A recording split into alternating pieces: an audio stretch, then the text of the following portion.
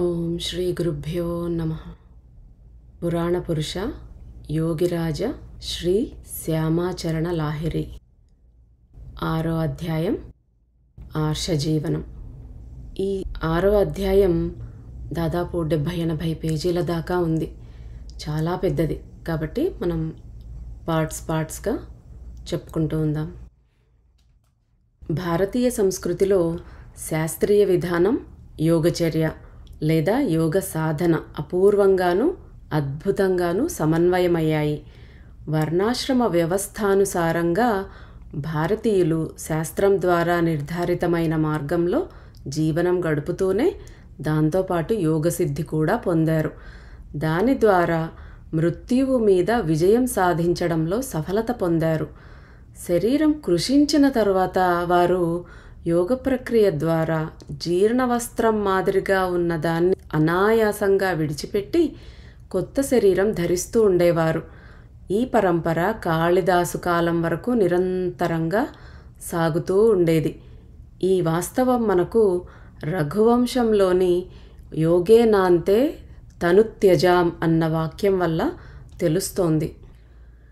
ఈ యోగం అనేది ముఖ్యంగా మన ఇడాపింగళ నాడి కాకుండా సుషుమ్నా నాడి ద్వారా జరుగుతుందన్నమాట. అంటే శక్తి ప్రవాహం అంతా కూడా మనకు వెన్నపూస కింద భాగం నుంచి పైన సహస్రారం దాకా కలిపేటటువంటి ఒక సన్నని ట్యూబ్ లాంటిది అనమాట సుషుమ్నా నాడి అనేది.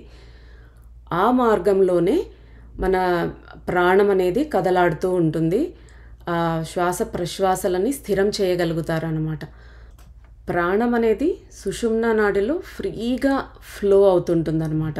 అందులో మనము ముందుకు వెళ్ళగలిగితే యోగ సాధన ద్వారా దాన్ని పెంచుకోగలిగితే ఆ ప్రాణాన్ని, ఆ లైఫ్ ఫోర్స్ని, మనం ఒక బ్యాలెన్స్ అనేది వచ్చేస్తుంది. ఒక ఈక్వానిమిటీ, ఏకత్వ స్థితిని పొందగలుగుతామన్నమాట. ఈ సుషుమ్నా అనేది చాలా మెయిన్ ఛానల్ లాగా మనకి కింద ఉండే శక్తి పైన ఉండే శివుడితో అనుసంధానం అవ్వాలి. ఆ విలీనం జరగటానికి కింద నుంచి పైకి ప్రవహిస్తుంది అనమాట. ఇదంతా సుషుమ్నాలో జరుగుతుంది. మనం లాస్ట్ చాప్టర్లో చెప్పుకున్నాం. లాహిరి మహాశయులు గారు చెప్తారు, ప్రాణకర్మ చేస్తూ ఉన్నప్పుడు శ్వాస ప్రశ్వాసల గతి పూర్తిగా స్థిరమైపోయి సుషుమ్నాలో ప్రవహించినప్పుడే తను ఏదైతే ఒక స్థితిని పొందాడో లాహిరి మహాశయులు, ఒక బ్రహ్మజ్ఞాన స్థితిని, ఆ భగవంతుణ్ణి, తన ఆత్మ సూర్యుడిని చూసుకోగలిగాడో ఆ స్థితి ప్రాప్తమవుతుందన్నమాట. ఇదంతా కూడా కేవలం యోగం ద్వారానే. యోగం అంటే ఈ క్రియాయోగ, సిద్ధయోగ, ఇవన్నీ యోగ ప్రక్రియలు ఉన్నాయి మనకు. వాటి ద్వారానే అంతర్ముఖ ప్రాణాయామం అంటారనమాట. దాని ద్వారా మనకు పైనుంచి ఎక్కువగా శ్వాస తీసుకోవాల్సిన అవసరం అనేది ఉండదు. ఆ సుషుమ్నా ఛానల్ ద్వారా మనం ఎనర్జీ ఫ్లో అవుతుందని చెప్పుకున్నాం కదా, మనం ఆ ఛానల్కి కనెక్ట్ అవ్వాలన్నమాట. కానీ మనం ఏంటంటే ఎంతసేపు యూట్యూబ్, ఆ ఛానల్, ఈ ఛానల్ అన్నిటికీ సబ్స్క్రైబ్ చేసుకుంటున్నాం. మనం సబ్స్క్రైబ్ చేసుకోవాల్సినది ఈ సుషుమ్నా ఛానల్ని యూజ్ చేసి ఆ భగవంతుడికి సబ్స్క్రైబ్ చేసుకోవాలన్నమాట. యోగిరాజులు వేదాంతం, ఉపనిషత్తులు, గీత మొదలైన అనేక మత గ్రంథాలను ఆధ్యాత్మికంగాను యోగపరంగాను వ్యాఖ్యానించారు. వారు చేసిన ఈ వ్యాఖ్యలు చాలా అపూర్వమైనవి. ఇవి సాధారణ ప్రజలకు అర్థం కాకపోయినప్పటికీ సాధకులకు మాత్రం విశేషంగా ఉపయోగపడతాయి. ముఖ్యంగా సాధనా సంబంధంగాను, రహస్యభరితంగాను, ఆధ్యాత్మికత, యోగపరంగాను భగవద్గీతకు ఈ మాదిరిగా చేసిన వ్యాఖ్యానం వారికి పూర్వం మరొకరెవరూ చేసినట్టు మనకు తెలియదు. ప్రారంభంలో గీతను గురించి సాధారణంగా పండితులు, విద్వాంసులు మాత్రమే ఆలోచన చేస్తుండేవారు. సామాన్య జనుల్లో దాని గురించి ప్రచారం అంతగా ఉండేది కాదు. గీతను మానవుడి ఆధ్యాత్మిక వికాసానికి, మార్గనిర్దేశానికి ఉపకరించే గ్రంథంగా గ్రహించాలని శ్యామాచరణులు ఉపదేశించారు. గీతను వారు భారతవర్షానికి ప్రాణరూపమని తెలుసుకున్నారు. ఇందువల్ల గీతకు వేలాది ప్రతులు ముద్రింపచేసి భక్తులకు పంచిపెట్టారు. వారు ప్రతిరోజు గీతా వ్యాఖ్యానం చేస్తూ భక్తులకు విశదపరుస్తూ ఉండేవారు.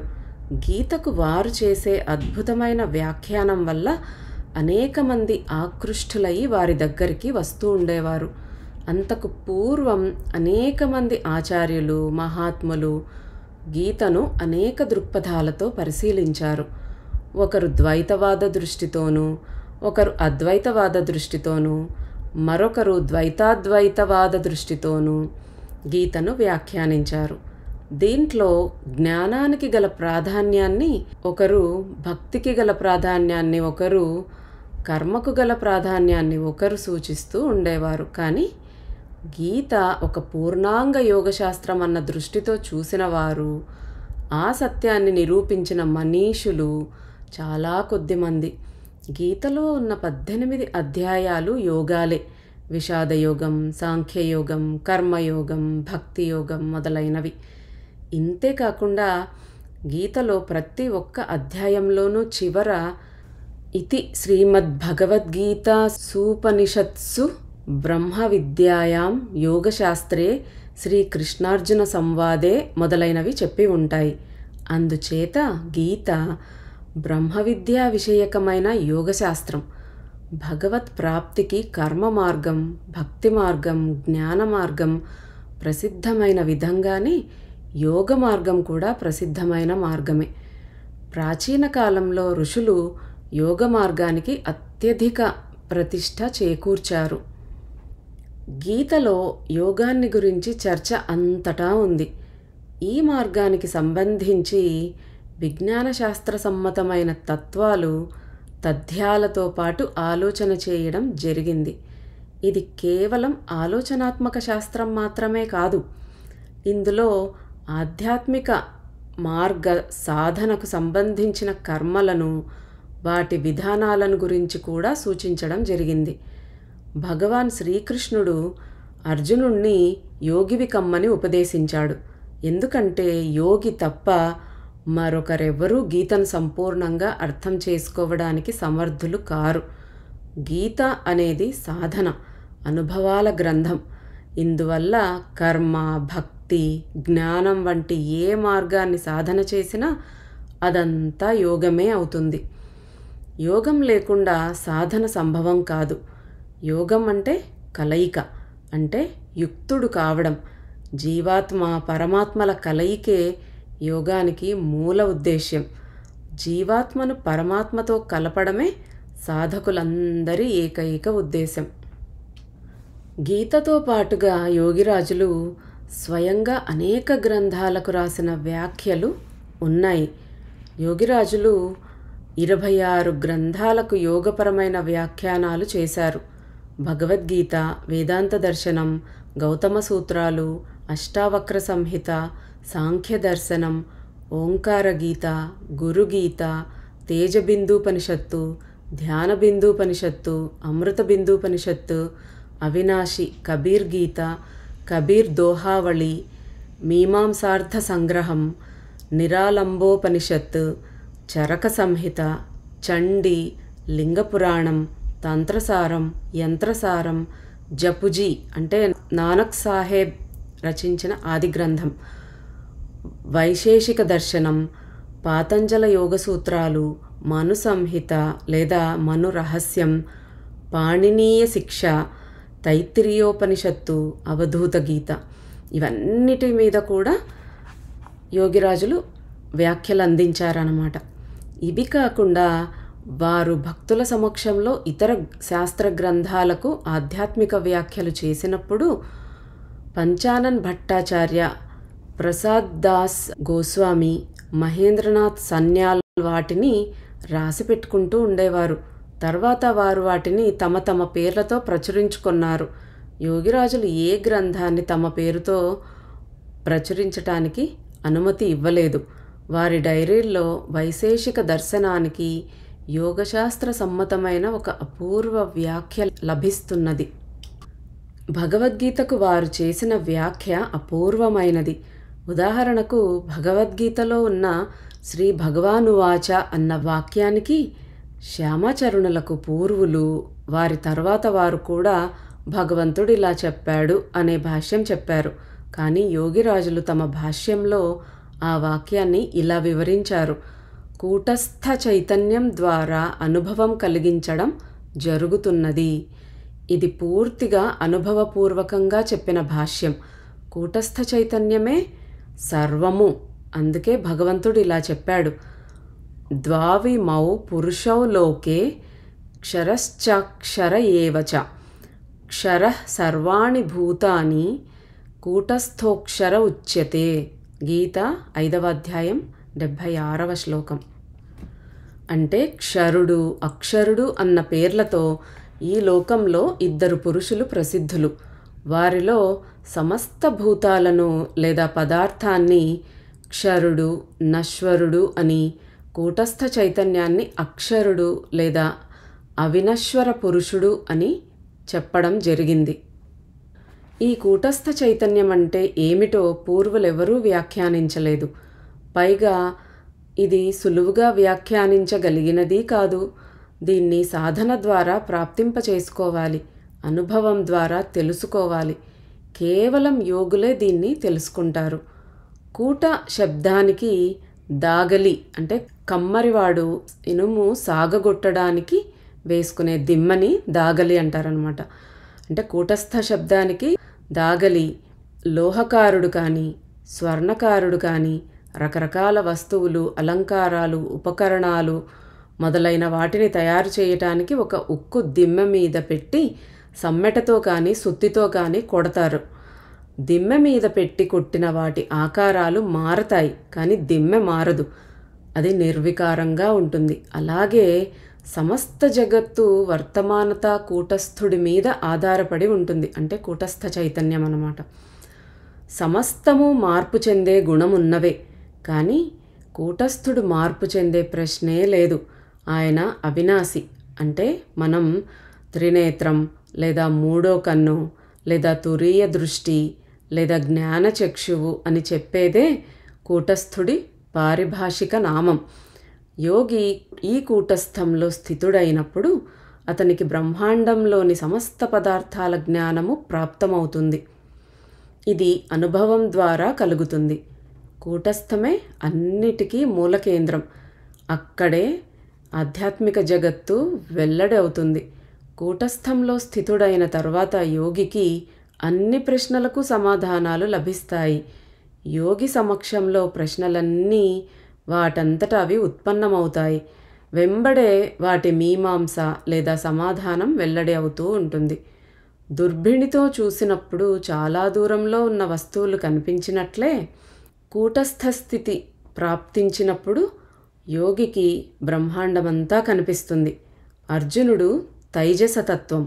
దాని ద్వారా యోగిలో జిజ్ఞాస పుట్టుకొస్తుంది. అప్పుడు కూటస్థం అంటే కృష్ణుడు. ఆ కృష్ణుడి ద్వారా నిరంతర దీప్తి అభివ్యక్తమవుతూ ఉంటుంది. సమస్త యోగులకు ఇది అనుభవంలోకి వస్తుంది. ఇందువల్లే గీత అనుభవ గ్రంథమైంది. ఇందువల్లే శ్యామాచరణులు తమ భాష్యంలో కూటస్థ చైతన్యం ద్వారా అనుభవమవుతున్నది అని చెప్పారు.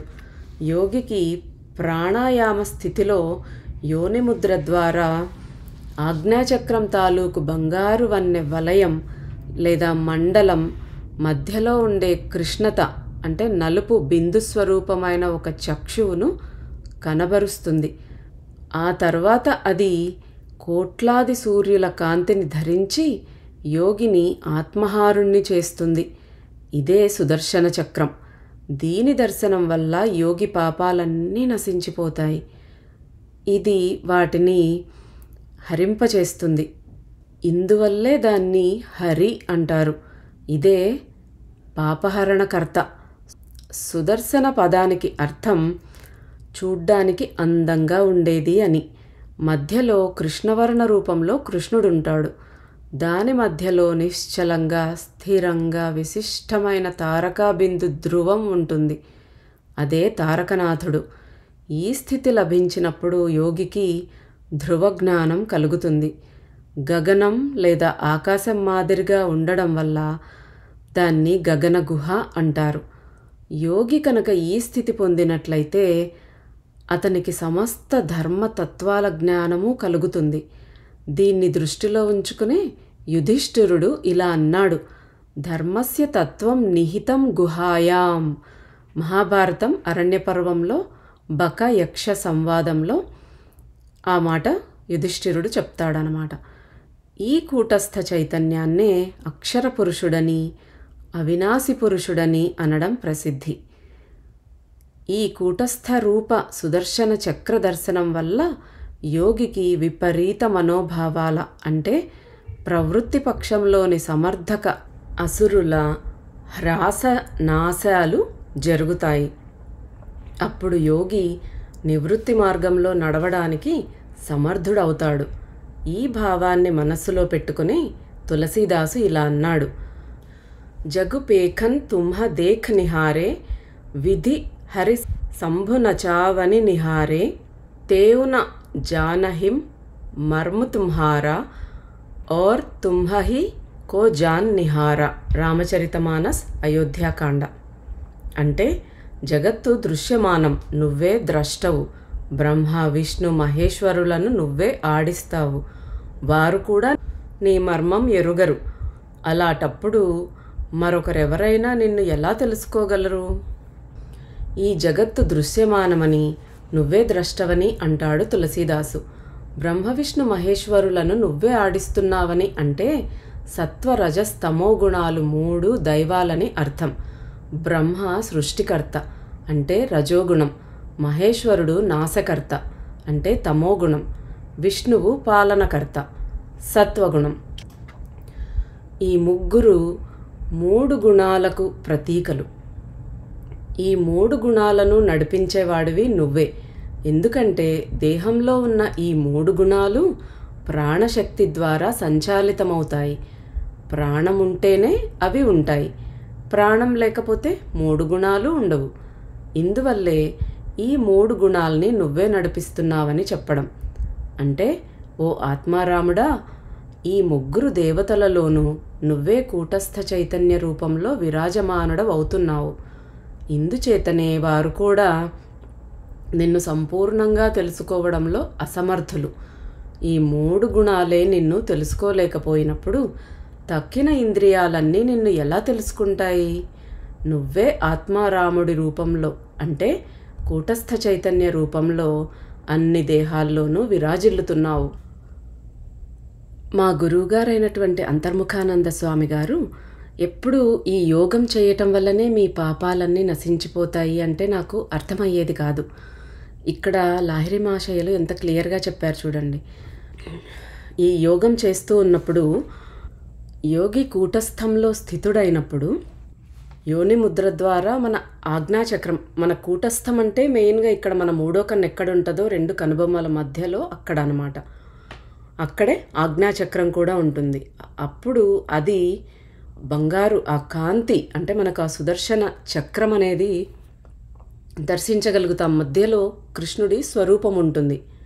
ఆ సూర్యకాంతి అన్నిటినీ దహించేస్తుంది అనమాట. ఆ సుదర్శన చక్రం దాన్ని దర్శిస్తేనే యోగి యొక్క పాపాలన్నీ నశించిపోతాయి.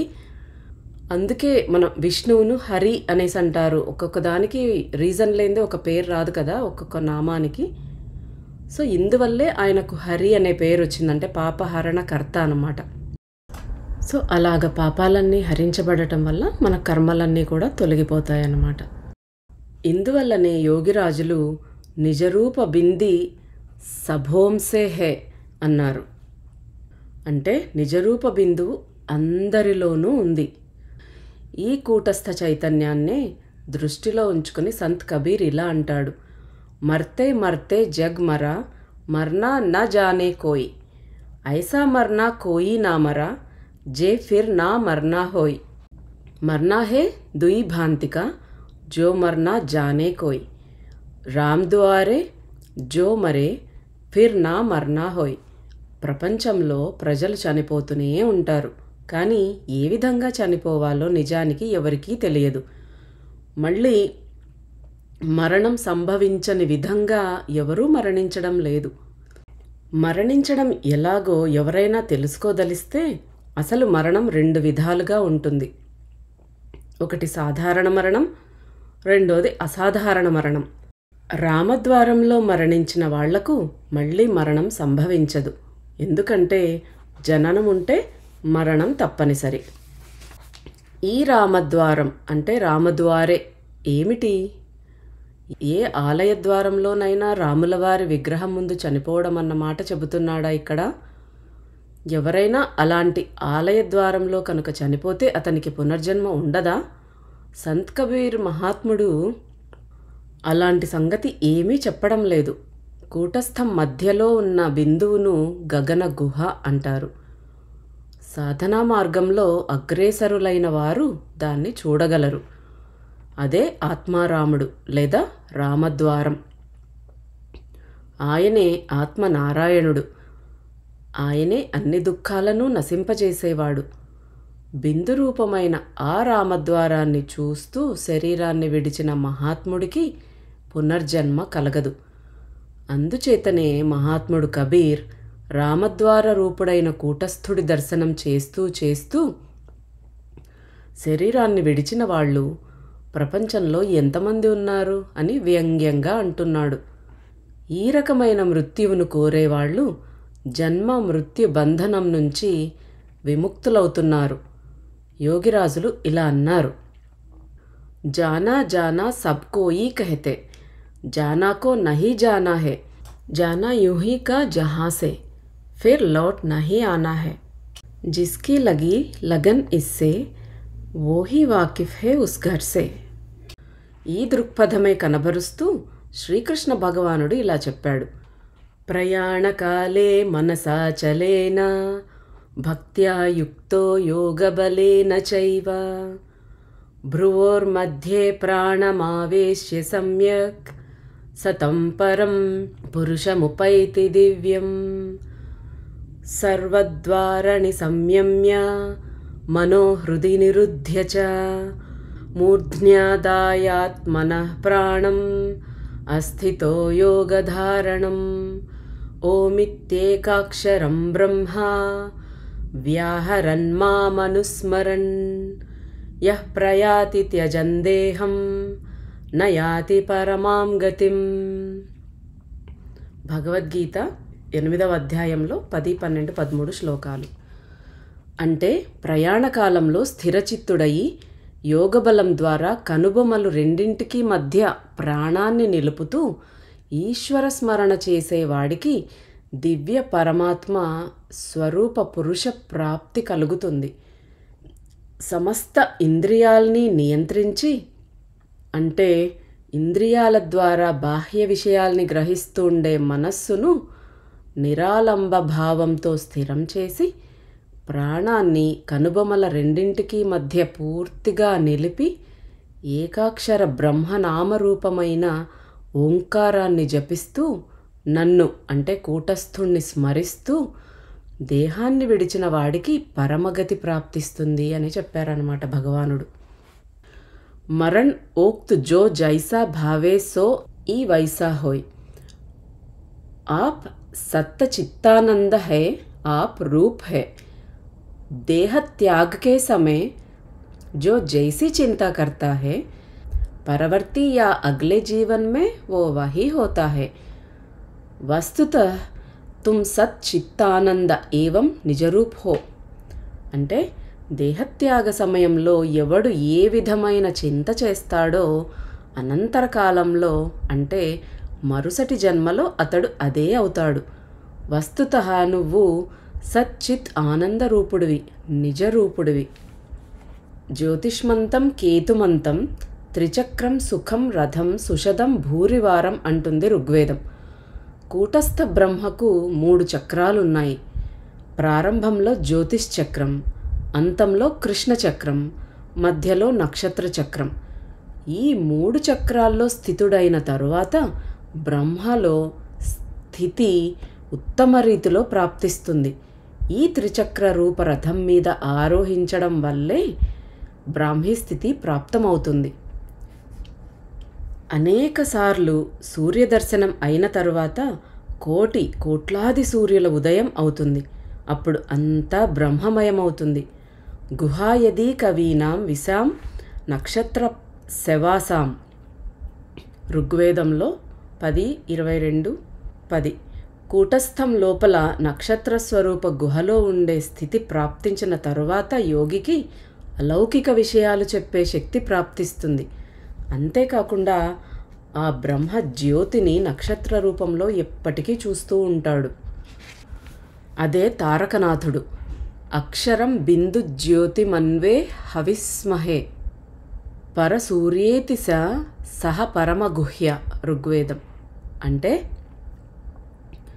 కూటస్థ అక్షరుడు దేనిలో నక్షత్ర స్వరూప బిందు జ్యోతిగా ఉంటాడో అదే సారబ్రహ్మం.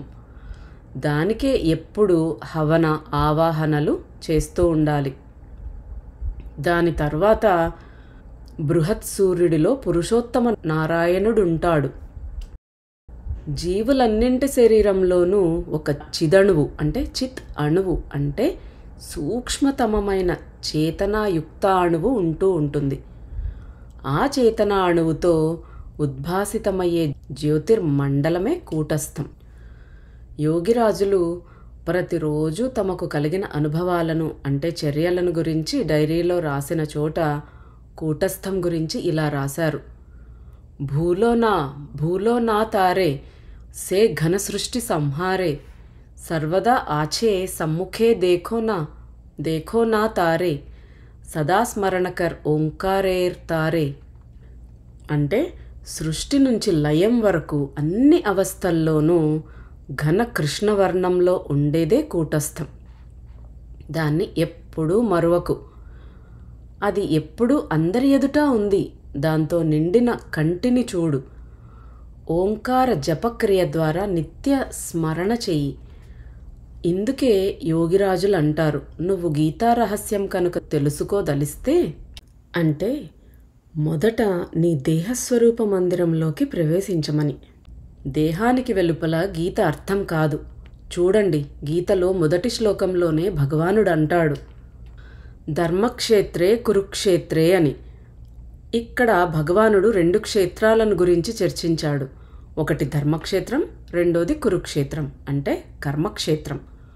అన్ని రకాల ధర్మాలు కర్మలు ఈ దేహరూపి క్షేత్రం ద్వారానే సంపాదితమవుతాయి. దేహం లేకుండా ధర్మ కర్మల సంపాదన సంభవం కాదు. అందువల్ల ఈ దేహమే ధర్మక్షేత్రము కురుక్షేత్రము రెండూను. పైగా ఈ దేహమే క్షేత్రం. దీనికి సంబంధించి గీతలో భగవానుడిలా అంటాడు, ఇదం శరీరం కౌంతేయ క్షేత్రమిత్యభిధీయతే.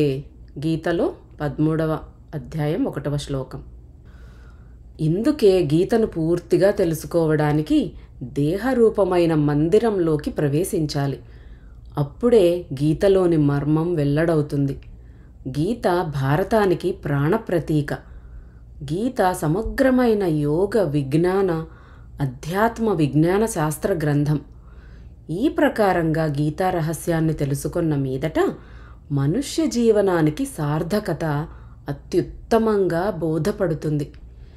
చిలుక పలుకులు పలకడం వలన లాభమేముంటుంది?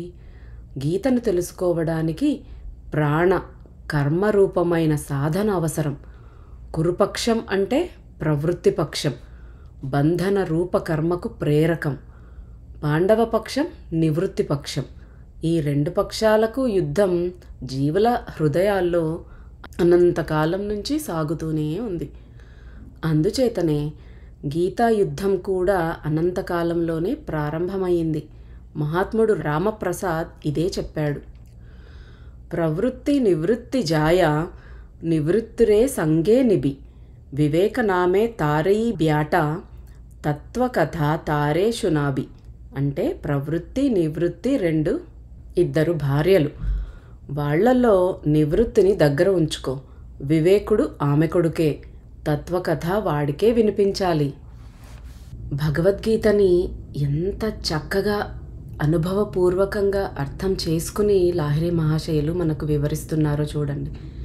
మనకివన్నీ కూడా బాగా అర్థం కావాలి అంటే మనం కూడా ఆ స్థితికి వెళ్ళాలి. ఆ స్థితికి వెళ్ళాలంటే ఏం చేయాలి?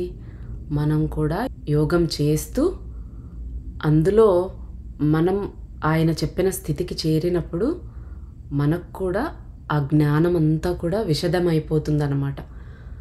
మనం ఎప్పుడూ ఆ ప్రవృత్తి పక్షంలోనే ఉంటాం. అంటే కౌరవుల సైడ్ అన్నట్టు. నివృత్తి పక్షానికి మనం రావాలి. బాబా చెప్తారు, నువ్వు ఎప్పుడైనా సరే, ఎన్ని జన్మల తర్వాత అయినా సరే నువ్వు భగవంతుణ్ణి చేరాల్సిందే. అదే నీ గమ్యం. నువ్వు ఆ గమ్యాన్ని చేరాలంటే ఈ జన్మ వచ్చింది మనకు, ఆ భగవంతుడు ఇచ్చాడు. సో వీలైనంత ప్రయత్నం చెయ్యాలి. ఆ ప్రయత్నము మళ్ళా నెక్స్ట్ జన్మలో కొనసాగుతుంది. మళ్ళీ మనమేం మొదటి నుంచి పెట్టాల్సిన అవసరం లేదు ఆ కష్టం. సో ఈ జన్మలో బద్ధకించామనుకోండి, అబ్బా ఇప్పుడు ఇవన్నీ ఎవరు పాటిస్తారు, ఈ యోగ సాధన ఏంటి, ధ్యానం ఏంటి, పూజలేంటి, ఇంత ఎవరు కష్టపడతారు, హాయిగా ఏదో యూట్యూబ్లో వీడియోస్ చూసుకోక, మూవీస్ చూసుకుంటూ చక్కగా మీ జీవితాన్ని ఎంజాయ్ చేయక ఇదేంటండి మనకి ఈ గోల అనేసి మనం ఇప్పుడు అనుకుంటే, మళ్ళీ జన్మ తీసుకునైనా మళ్ళీ ఈ మార్గంలోకి రావడానికి ట్రై చేయాల్సిందే. అప్పుడు ఇంకా కష్టం అవుతుంది. ప్రతి జన్మకి మనం సాధించాల్సిన పని ఏదైతే ఉందో అది మరింత కష్టతరం అవుతూ వస్తుంది అని చెప్తారు బాబా.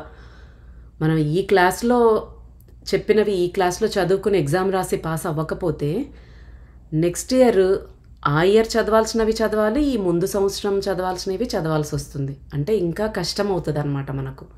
కాబట్టి ఆ బాధ పడే బదులు ఇప్పుడు మనకు ఉన్న జీవితాన్ని మనం ఉపయోగించుకుని మనం వీలైనంత సాధనలో ముందుకు వెళ్ళినట్టయితే ఒక్కొక్క మెట్టు ఆ పరమాత్ముడికి దగ్గర అవుతాం.